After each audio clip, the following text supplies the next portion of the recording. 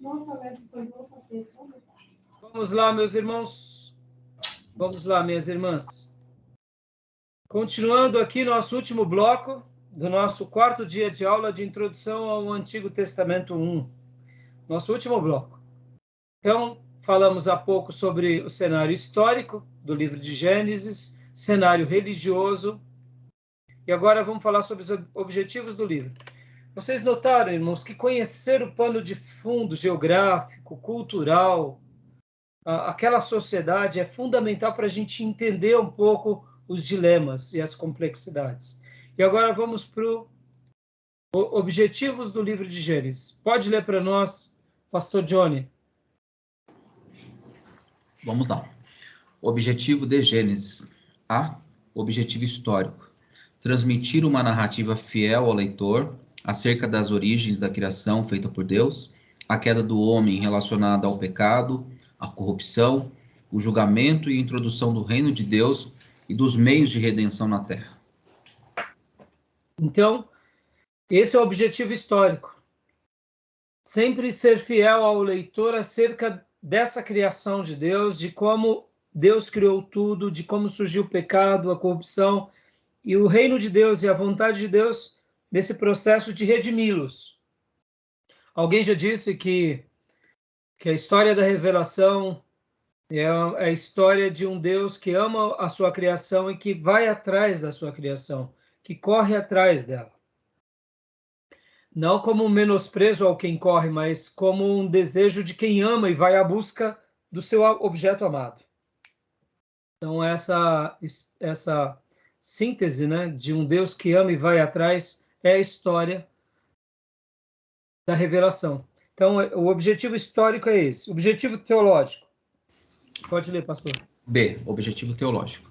O objetivo desse livro é revelar a soberania de Deus sobre toda a criação e fazer conhecida a responsabilidade do homem para com o grande Deus soberano.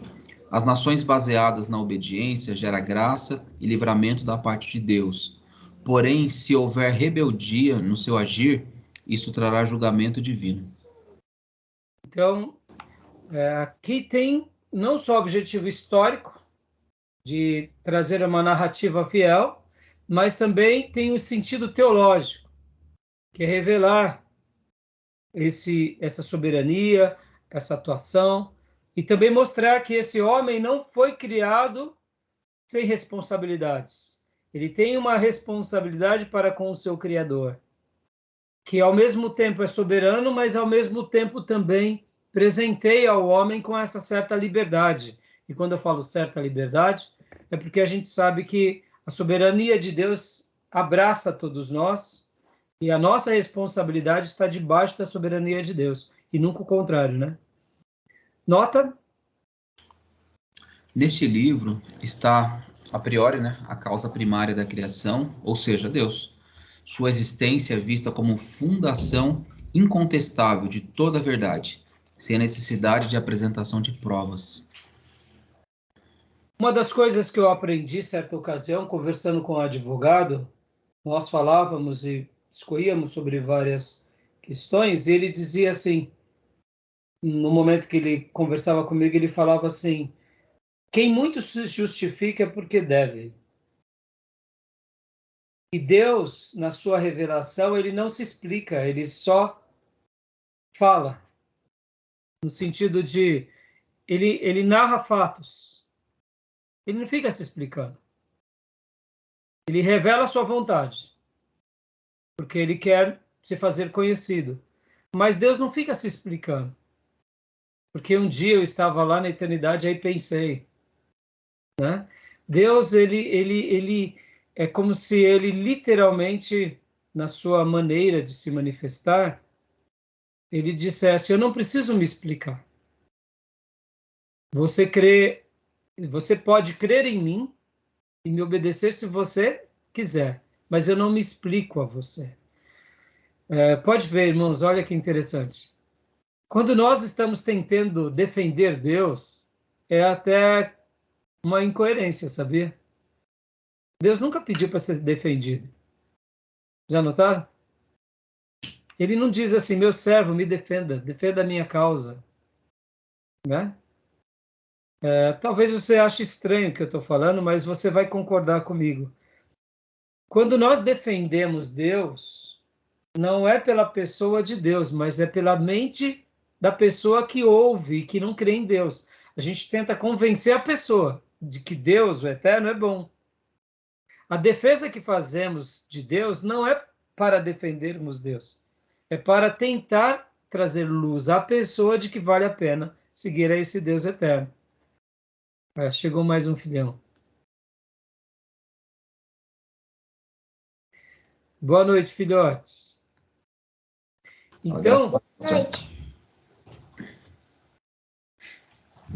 Então, na realidade, Deus ele não precisa de advogado. Não é verdade? Tem vezes que a gente acha que Deus precisa de advogado, né, irmãos? Na realidade, nós precisamos de advogado e o amor de Deus, ele é um amor tão grande que quando nós vamos falar para alguém, nós tentamos mostrar para a pessoa que vale a pena seguir a Deus. Mas tem vezes que a gente não está falando para a pessoa que vale a pena seguir a Deus. A gente está defendendo Deus como se ele precisasse. E não precisa, né? Deus não precisa de defesa. Por isso que ele não se explica. Ele apenas revela a sua vontade. Por isso que é nisso também que a gente vê um gesto de soberania dele, né? O rei não se explica. O rei decreta a sua vontade e os seus súditos ou obedecem ou não. Por isso que o fato de crermos em Deus é um ato de fé. Agora, ele é tão amoroso, ele é tão complacente, ele é tão benigno que tem vezes que docilmente ele nos explica. Ele nos explica porque nós somos pecadores, somos falhos, somos ignorantes, e por causa disso ele tem paciência conosco. É o amor dele se dirigindo a nós para nos livrar das nossas vidas erradas e de um futuro pior, por esse grande amor que ele vai nos convencendo. Ele vai nos convencendo dizendo, olha, vale a pena você me obedecer, vale a pena você me seguir. O que eu tenho para você é melhor do que você tem para você mesmo, do que as suas escolhas. Então, na realidade, ele nos convence com paciência e misericórdia, não porque ele precisa ser defendido, é porque nós precisamos ser libertos de um mal pior. Né? Então, é interessante, né, essa questão da soberania de Deus na nossa vida, né, irmãos? Então, a existência de Deus ela é incontestável. E toda a verdade dele é simplesmente a maior verdade de todas, né? Deus não precisa dar provas. Por isso que o livro de Gênesis não é um livro cronológico, não é um livro arqueológico, não é um livro histórico no sentido... Podem ver que Deus ele não está preocupado de decorar a historicidade dos fatos. Ele não está preocupado. Na revelação, nós não vemos isso. Nós não vemos isso. Olha, eu estou me revelando a você, Moisés, nos dias de tal faraó. Registra aí, viu? Porque na história, lá na frente, Deus não faz isso. Então, é bom que a gente saiba disso, porque diante dessa compreensão, nós notamos que ele é soberano, ele não precisa dar provas. Ele narra fatos, revela a sua vontade. E, naturalmente, ele se revela num tempo, numa história, com um povo, numa geografia, num contexto, numa cultura. Mas Deus, ele em nenhum momento, pode ver que todos os profetas de Deus, com raríssimas exceções, a gente entende um pouco melhor o contexto social. Por exemplo, o profeta Isaías, quando ele recebe aquela grande visão do trono de Deus, ele menciona a data, ele menciona o reino. Mas nem todos fazem isso.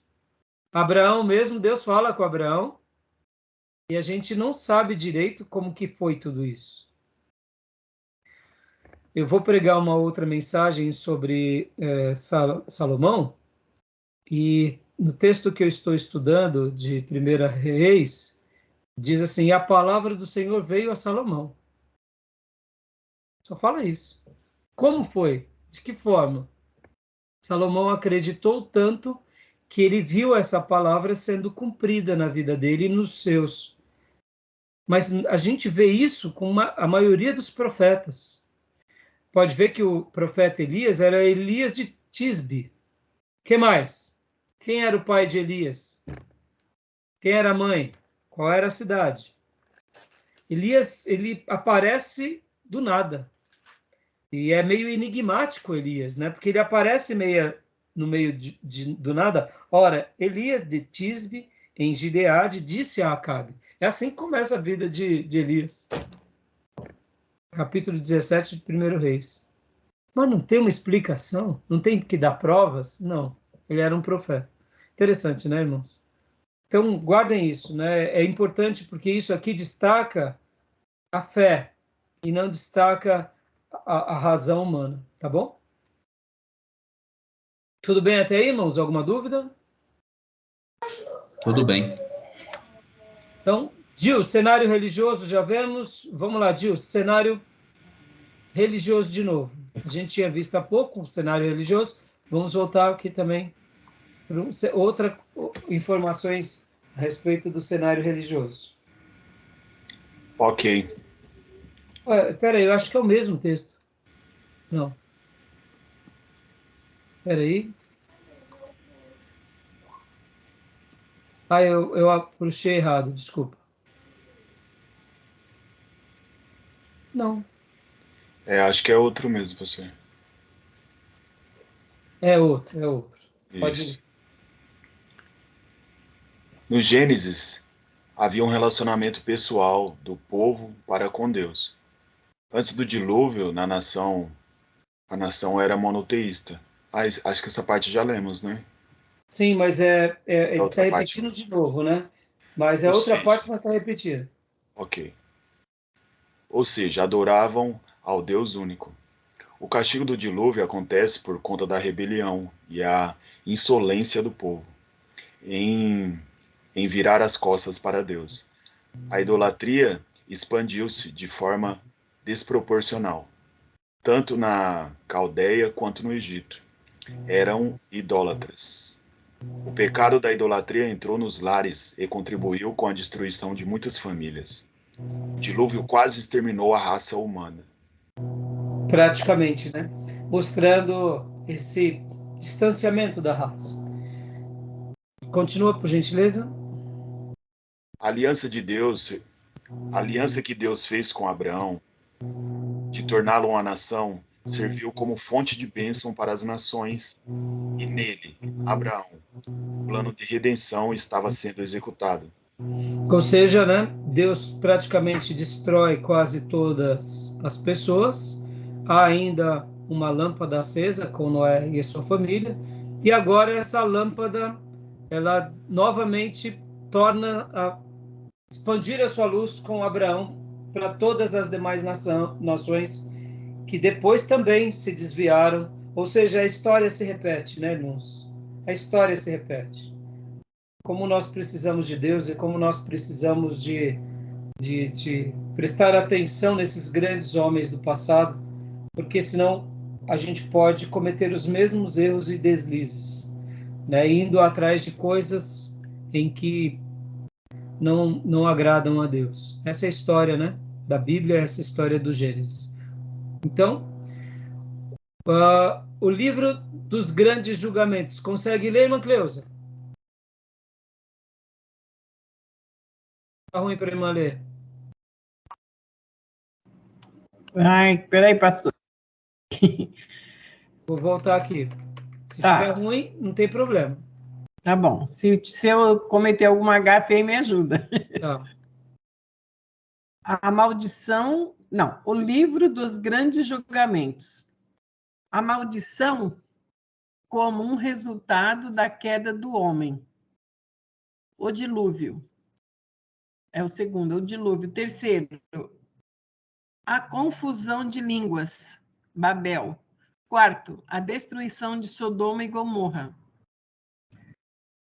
O acontecimento desses julgamentos ocorreu por conta da rebelião e corrupção do ser humano. Os destroços de cada julgamento, é isso? Isso. destroços de cada julgamento servia como lembrete para as nações futuras, que a ira de Deus é contra o pecado, mesmo em tempos de graça. Ótimo. Então, Gênesis vai mostrar também que, ao mesmo tempo em que Deus se revela que Ele ama, que Ele é misericordioso, também é um livro dos grandes julgamentos. Na queda, no dilúvio, Babel e Sodoma e Gomorra. Agora, olha que interessante, né, irmãos? Mesmo que caiamos, Deus vai nos dando chances. Há pouco eu falava de Elias. Qual foi o cenário que Deus levanta Elias? E para onde que Deus levanta Elias? Eu comentei na aula passada, no bloco passado, a divisão do reino. Roboão e Jeroboão. A tribo do norte, a cada dia que passa, vai se distanciando mais de Deus. Ao ponto que vem Acabe. E não somente Acabe, mas Jezabel.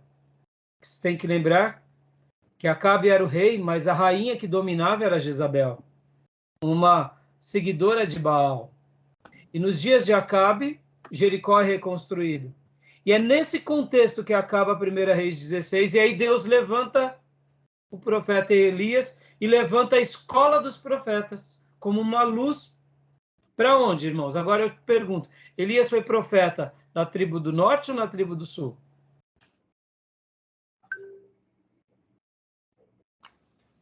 Não foi em ambas?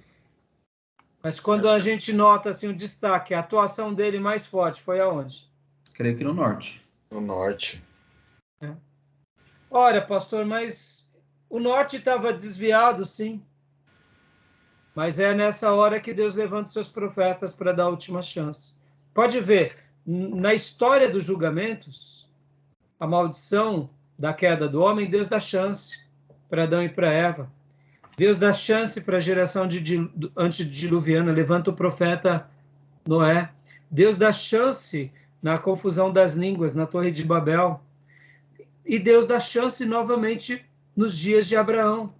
Ou seja, mesmo que haja condenações, como de fato ocorreram, o homem vai se rebelando, mas Deus, no meio de todos esses destroços, vai tentando sempre jogar a sua graça para trazer as pessoas para que elas se livrem do pecado. O que me fascina na história e na escola dos profetas, a escola dos profetas nasce como uma luz para que a tribo do norte não fosse para o cativeiro assírio. Porque, irmãos, profeta já existia em Israel? Já. Josué não era um profeta? Os juízes não atuaram praticamente como profetas? E qual foi o grande profeta antes de Elias? Que nomeia o primeiro monarca, que unge o primeiro monarca e o segundo monarca?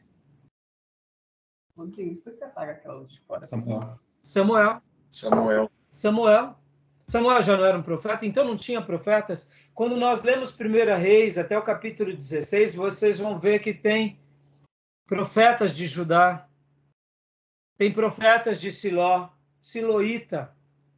Interessante. A escola já havia uma escola, não tão forte, não tão estabelecida, mas agora com a tribo do norte corrompendo-se, Deus levanta uma escola poderosa com o profeta Elias. Para quê? Para que a misericórdia trabalhasse ao mesmo lado antes da condenação. Pode ver que o livro de Gênesis é um livro onde Deus revela a sua soberania, o seu amor, mas também ele revela os seus julgamentos. Isso é uma coisa muito, muito linda na revelação bíblica, né? Eu costumo comparar, irmãos, que assim como a misericórdia de Deus ela vai crescendo, há um cálice também da ira, que cresce ao mesmo tempo junto com a misericórdia. O cálice da ira de Deus transborda, mas não é porque transborda simplesmente à toa. A misericórdia de Deus, que elas são incomparáveis, ela vai sendo derramada, e Deus vai sempre dando sua misericórdia. Chega a um ponto máximo daquilo que ele, vamos dizer assim, que ele considera como o seu limite. Pode ver que depois de misericórdia vira ira. Quando derrama, já não derrama mais como misericórdia, derrama como ira. Ao mesmo tempo, tem um cálice da ira. É como se Deus tivesse duas taças, né? Ao mesmo tempo que ele derrama a sua ira, ele também derrama a sua misericórdia. Mas quando transborda da ira, é porque chegou no ponto final, né? Então, antes de Deus, por exemplo, destruir Sodoma e Gomorra, olha como Deus foi bondoso. Levou para lá um homem e uma família para fazer a diferença, mas aqueles homens não deram ouvidos. Então, o livro do Gênesis também destaca os grandes julgamentos. E agora, olha como Deus é misericordioso. Vem Abraão, que também não era perfeito, mas era um homem espetacular. Isaac também é um homem espetacular, mas a Bíblia não menciona muito Isaac. Isaac não é uma pessoa tão citada quanto Abraão e nem como Jacó. Mas nós vemos Jacó. Como a misericórdia de Deus foi grande na vida de Jacó e nos filhos de Jacó. De todos os filhos de Jacó, só José que se salvava. Então, como que esse assunto ele é muito forte no livro de Gênesis, né? Vamos continuar, então? As origens, né? Vou ler rapidinho. As origens. A origem de todas as coisas. No princípio, Deus criou o céu e a terra. Viu Deus que tudo quanto fizera, eis que era muito. Gênesis 2:3. A origem do homem e da mulher. Deus criou, pois, o homem à sua imagem. A imagem de Deus os criou homem e mulher. Gênesis 1:27. A origem de todas as coisas. Aqui vem a origem do pecado. Gênesis 3:23, né? Vendo a mulher que a árvore era boa para se comer, agradável aos olhos, e a árvore era desejável para dar entendimento, tomou-lhe do fruto e comeu e deu ao seu marido e ela comeu. Então, o livro do Gênesis é o livro das origens de todas as coisas, é a origem do pecado, bigamia, poligamia, né? A gente vê aqui o primeiro bígamo. Lameque tomou para si 2 mulheres. O nome de uma era Ada e o nome de outra Zila, Gênesis 4:9. Deus aprova a poligamia. Deus, porém, disse a Abraão: não pareça isso duro aos teus olhos por causa do moço e por causa da tua serva. Em tudo que Sara te diz, ouve a sua voz, porque em Isaque será chamado a tua descendência.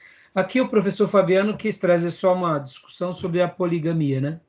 É necessário, pois, que ao bispo seja irrepreensível marido de uma só mulher. Nós entendemos que Deus permitiu a poligamia, não que ele aprova. Deus cria Adão e Eva. Se Deus quisesse a poligamia, ele não criaria uma Eva, ele criaria 2, 3. Nós entendemos como uma permissão de Deus. Assim como a monarquia em Israel foi uma permissão de Deus. Israel era para ter rei? Não. Israel não era para ter rei. Nós vemos isso que quando Deus fala com Samuel, Samuel está ali questionando Deus e Deus está até falando para Samuel: não, eles não te desprezaram a você, Samuel, desprezaram a mim, porque eu era para ser o único rei deles. Então, em tese, Israel nunca era para ter sido uma nação monárquica, que tivesse monarquia. Era sempre para ser uma nação teocrática, onde Deus era o seu rei e o seu tudo. Mas Deus permite a monarquia. Pode ver que a monarquia em Israel terminou. Nós não temos mais a monarquia. O único que se estabelece como rei é o rei dos judeus, que é Jesus, que o seu governo não tem fim e que ele governa para sempre.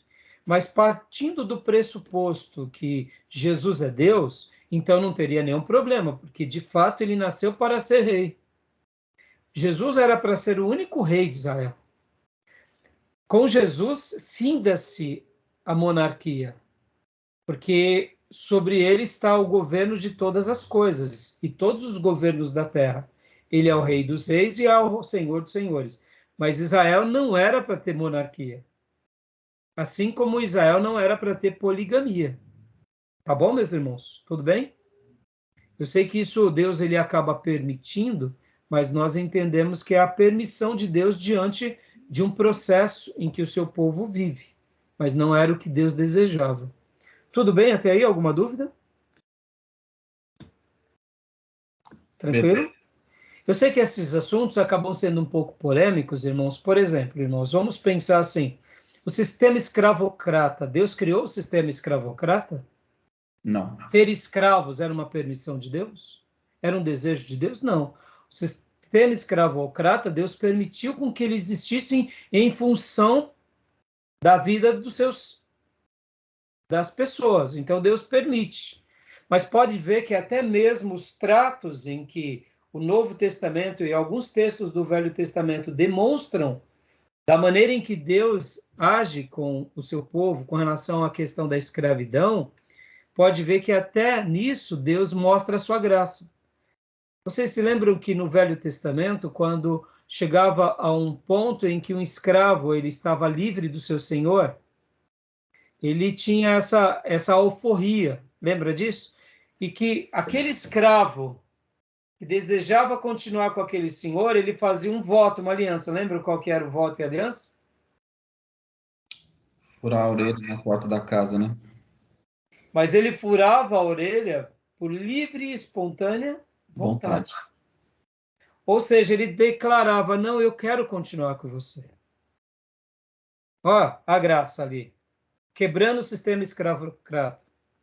E olha a graça também por parte do dono, liberando o escravo. Irmãos, escravo era posse. Escravo era riqueza, era defesa. Escravo era patrimônio. Então, no momento que o servo de Deus pratica a alforria, já era o exercício da graça. Por quê? Porque Deus já sempre, durante toda a sua revelação, demonstrou a sua graça. Ele não cria o sistema escravocrata. Deus não diz lá, terás escravos e explorarás durante tantos anos. Não. Isso ele permite. O que eu quero dizer com isso, irmãos? Na revelação de Deus, ele vai permitindo algumas coisas. Algumas coisas ele consente, outras não. A questão da idolatria, Deus não permite. A questão do sistema escravocrata, ele permite. Percebam que o que Deus permite, ele permite sob uma certa circunstância. A questão da poligamia, Deus permite, desde que esse homem tratasse com honra aquela mulher e aqueles filhos, aquela família.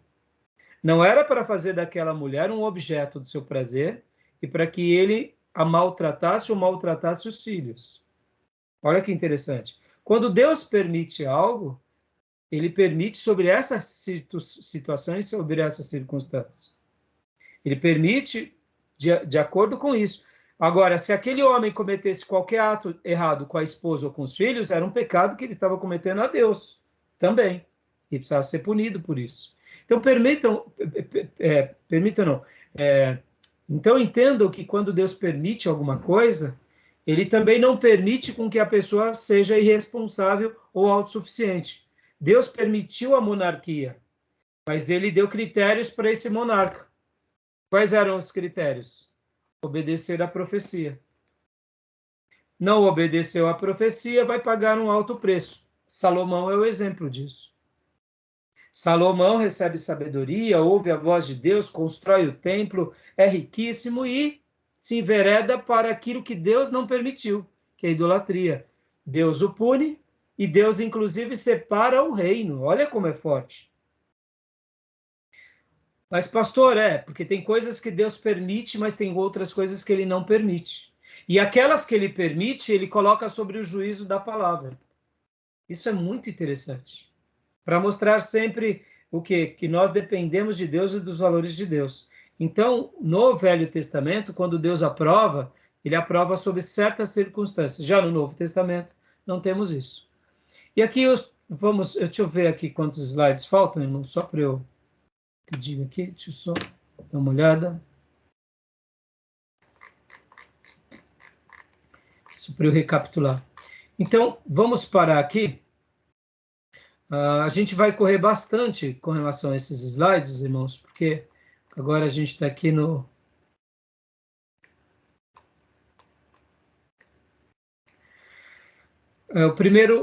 Os primeiros homicídios. Esses slides, irmãos, eles não são slides, eu diria... Eu vou parar por aqui, tá bom? Paramos aqui nessa parte, os primeiros homicídios da história bíblica, tá? Esses slides vão sendo uma reconstrução do livro bíblico, né?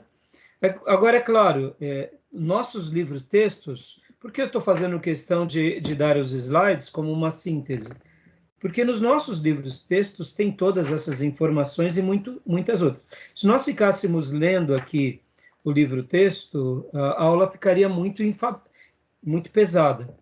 Então, eu quero lembrar aos irmãos, leiam o livro texto, tomem as suas notas, porque com certeza, como eu disse para vocês, né, até chegarmos nos livros de Gênesis, já andamos bastante. Por exemplo, né, olha aqui, no livro Panorama do Antigo Testamento, para a gente chegar em Gênesis, tem 70 páginas anteriores.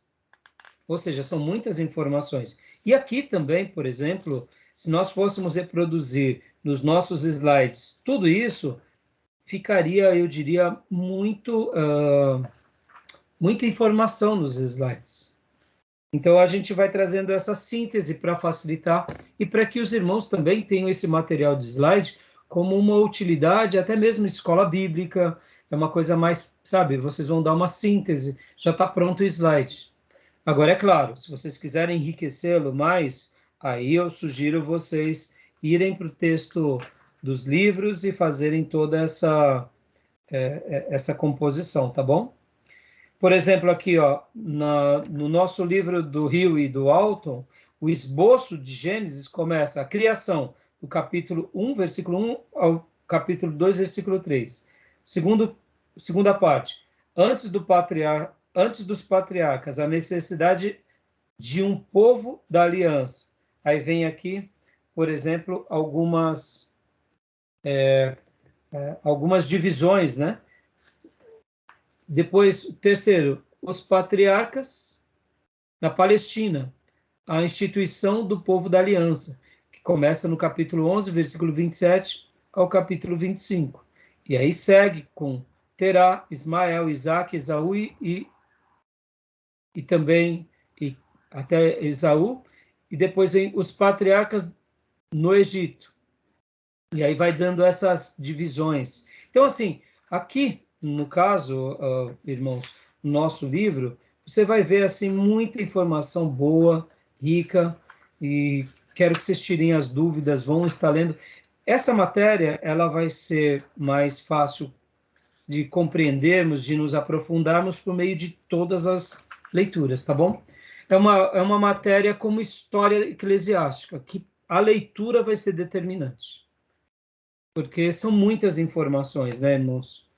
A gente tem que lembrar que são praticamente séculos de história num período patriarcal, que vai de Abraão até Moisés, são muitos anos. São praticamente 500 anos de período patriarcal. Então, a síntese de 500 anos nós temos na vida desses grandes 3 patriarcas e José do Egito. Mas a gente tem que lembrar que são praticamente 500 anos. Ó, Abraão é por volta do ano 2000 a.C. Moisés é por volta do ano 1500 a.C. Abraão vive 175 anos. Jacó vive também um período longo. Isaac, um período longo. Jacó também um período longo. José é o que vive menos. Então, quando nós vemos esse período tão vasto de dias, é claro que aí tem ainda o período que o povo vai para o Egito, 400 anos, quer dizer, são muitas informações, tá bom? Alguma dúvida, meus irmãos? Irmã Cleusa? Pastor, Pois eu não sei se nas próximas aulas vai ser mencionado, eu sei que há uma corrente que questiona a leitura do tempo, a datação do tempo, como nós enxergamos hoje, 365 dias, equivalente a um ano. Eu sei que existe uma linha teológica que questiona se, de fato, antes do dilúvio, os homens que viveram, sei lá, Matusalém, 969 anos. Não é, segundo a nossa contagem, 969 anos. É menos, né? Pelo que eles colocam. Eu não sei se o senhor vai falar sobre esse assunto. Não estaria dentro da nossa pauta, né? Tá. Mas assim, o que você gostaria de... O que você ouviu, só para a gente já deixar como um esclarecimento e Claro. qual é a dúvida? O questionamento, segundo algumas pessoas que eu ouvi, é que essa datação, a datação ou a forma cronológica com que eles calculavam o tempo no passado é diferente da nossa.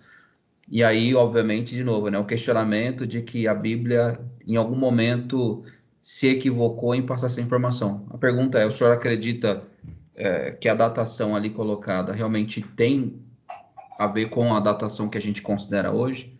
Ou é uma forma diferente que eles enxergavam lá? Eu vou te responder essa pergunta mais ou menos como, por exemplo, a questão do dilúvio. Por exemplo, irmãos, há um debate muito grande se o dilúvio ele foi local ou se ele foi nacional. Ou mundial, né? Mundial, aliás. Se ele foi local, né, ele pegou uma região apenas, ali aquela região da Palestina, aquela região ali do Mediterrâneo, né? Ou se ela foi mundial. Eu, particularmente, não vejo problema algum de ter sido mundial. Eu não vejo problema nenhum. Se foi parcial ou se foi mundial, para mim não invalida o milagre, o feito. No entanto, quando eu penso, eu particularmente acredito que foi mundial, tá, irmãos? Por quê, pastor Reis? Simplesmente pelo globo terrestre, polo norte, polo sul. Se houver o degelo, para onde vão essas águas? Cobre-se praticamente muitas cidades, muitos lugares. Eu, particularmente, acredito nessa questão do dilúvio ser mundial por dois fatores. E agora entra na datação também, pastor Johnny. Porque eu acredito que os homens viviam muitos anos. Quando nós pegamos e fazemos uma retrospectiva na história da humanidade, hoje, por exemplo, na nossa geração, nós que estamos, eu estou com 51 anos, a irmã pouco a mais do que eu, os irmãos são um pouco mais novos do que eu, mas nas nossas gerações aqui, que temos pelo menos 3 gerações, nós vimos uma evolução da Idade Média. Nós vimos uma evolução da Idade Média. Quando eu era criança, as pessoas morriam ali por volta de 60 e poucos anos. Hoje é comum chegar a 80 anos. Não é assim? Mudou-se em questões de 2, 3 gerações, a Idade Média de sobrevida alcançou quase escalas de décadas, de 60 para 80. Hoje, quando uma pessoa morre aos 60 anos, fala, nossa, tão novinho. Antigamente não era assim. E até entre ricos também.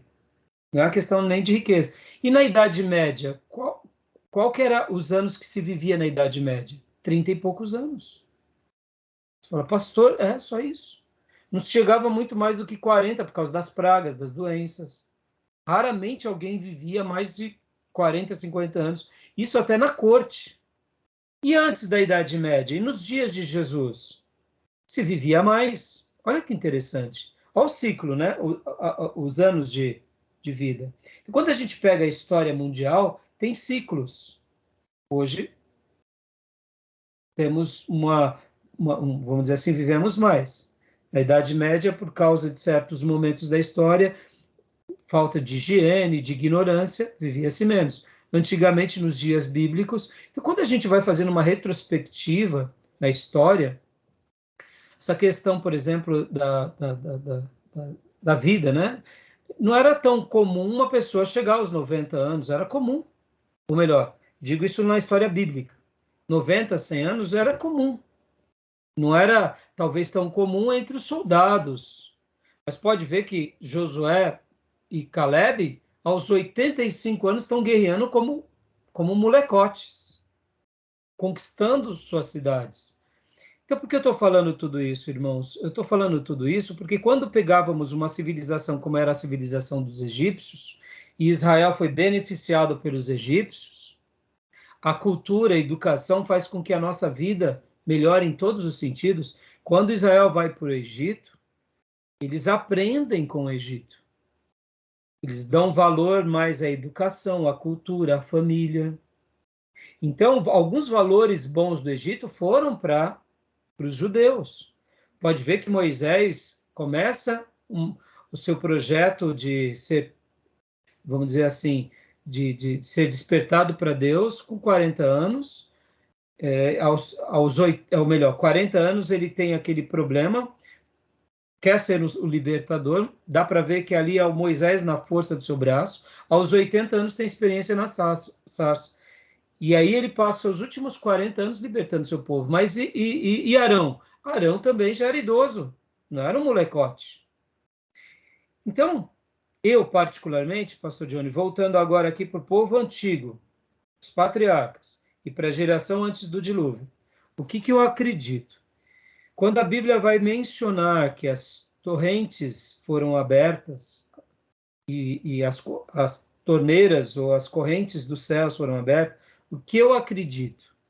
Eu acredito que o globo terrestre, assim como hoje ele tem uma proteção na sua estratosfera, pode ver, por que os meteoros não caem aqui?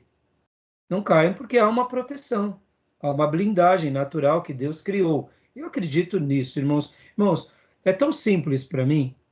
O universo, ele não se esbarra, ele é um reloginho suíço, o universo, um grande relógio suíço.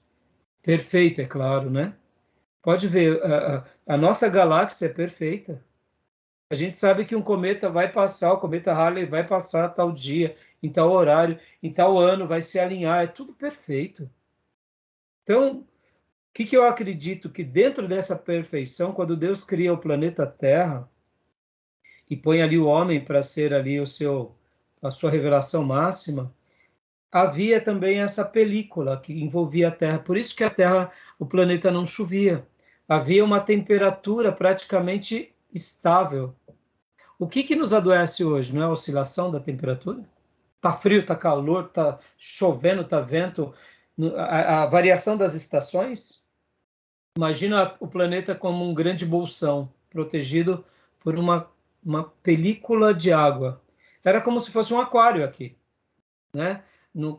Como que é chamado quando nós vemos no campo aquelas proteções? Aquário, né? É aquário, não? É aquário mesmo? Desculpa, no campo, quando a gente vê? Aqueles lugares que é protegido, aquelas plantas que são protegidas numa tenda. Acho que é aquário mesmo. Eu acho que é aquário mesmo, não é? Estufa, então, o que acontece? Estufa, né?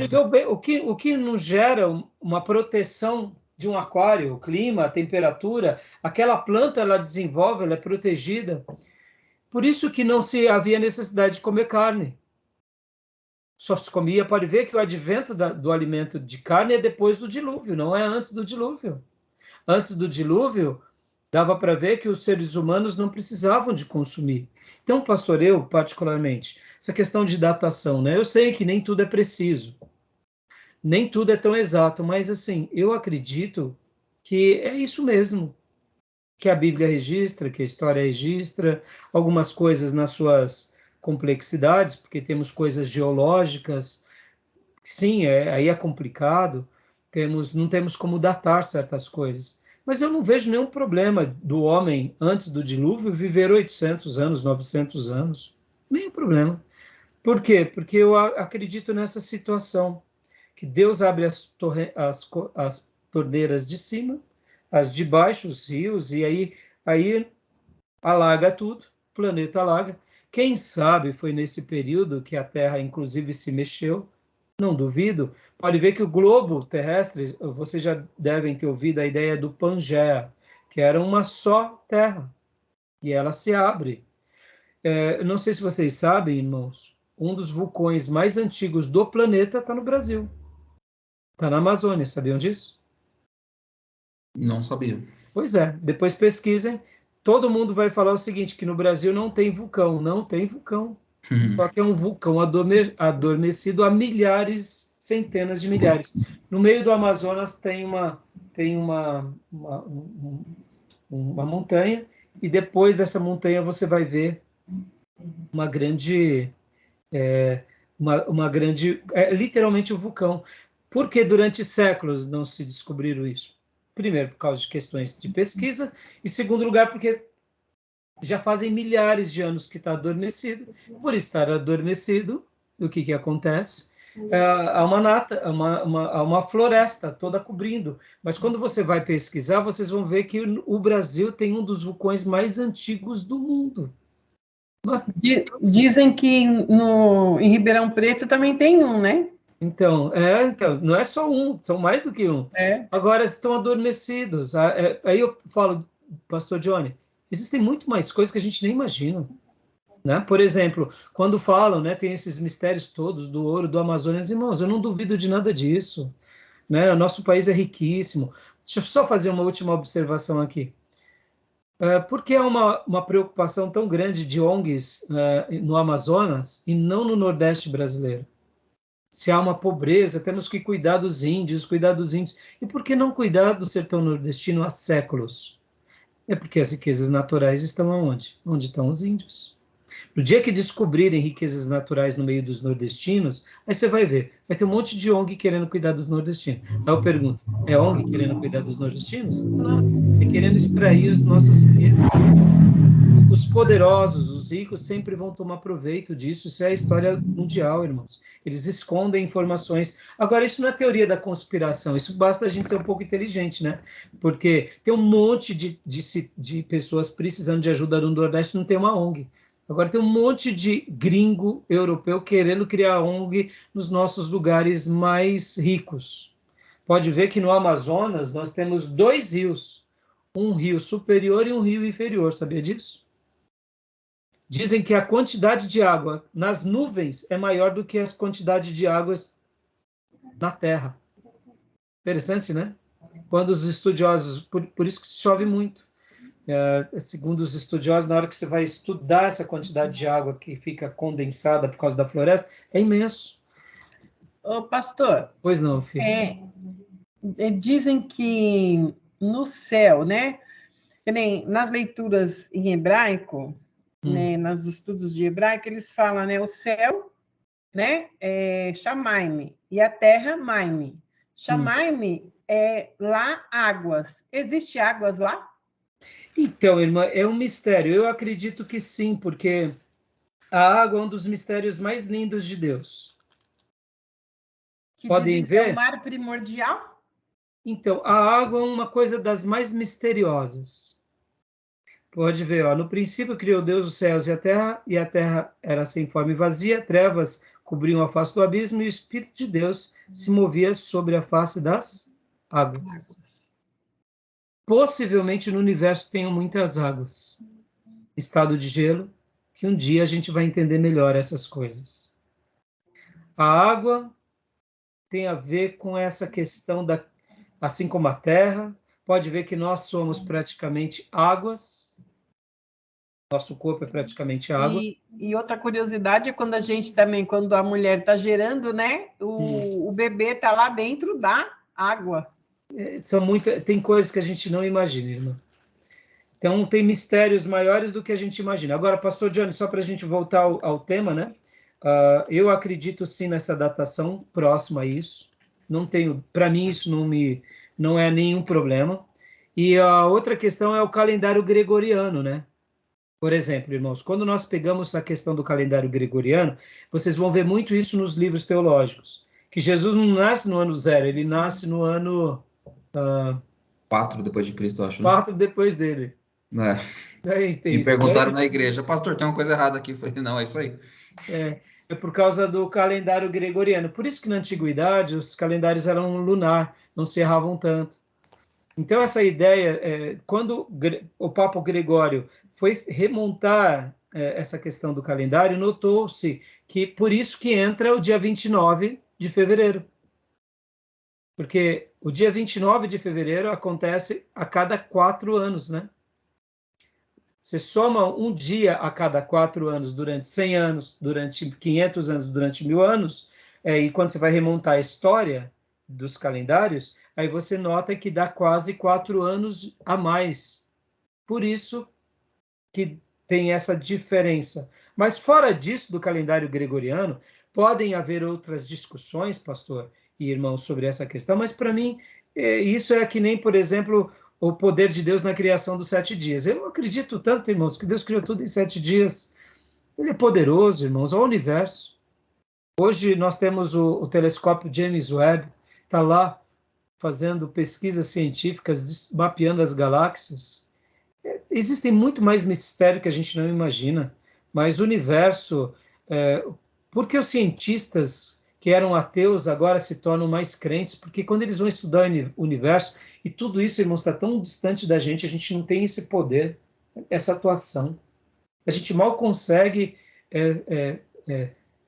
entender o ser humano e os mares, entendeu? Então, nós seres humanos fomos dotados com uma capacidade magnífica, que é de sermos criados à imagem e semelhança de Deus, e quanto mais a gente crê em Deus, mais sábio, na minha opinião, a gente se torna, né? Tá bom, meus irmãos? Então, nenhum problema? Desculpa, eu não sei se eu ajudei, se eu piorei, se... né? Tá bom, meus irmãos? Amém. Fechamos por aqui? Então, bora para as leituras, tá bom? Tá bom. Fechado. Então, querendo Deus, nos vemos. Hoje é? Hoje é quinta. Hoje é Dia quinta. 23, dia 28, né? Isso. Tá bom? Fechado. Deus abençoe, um ótimo restante de semana e um excelente final de semana para os meus irmãos. Amém, pastor. E para minha irmã. Amém, graça e paz, pastor. E para minha ovelhinha até domingo. Amém. Os irmãos até terça. Fiquem com Deus, qualquer coisa me chame no grupo ou no particular, tá bom? Deus abençoe, amados. Graça e paz a Amém. todos, bom descanso, até terça. Depois eu vou chamar o pastor no particular para mim conversar com o pastor em questão do seminário mesmo, tá? Tá bom, tá bom. Então, Aí eu preciso saber uns negócios. tá bom, a gente... Você fala, tá? Deus Tá bom. abençoe. Amém. Paz. Tchau, tchau. A paz.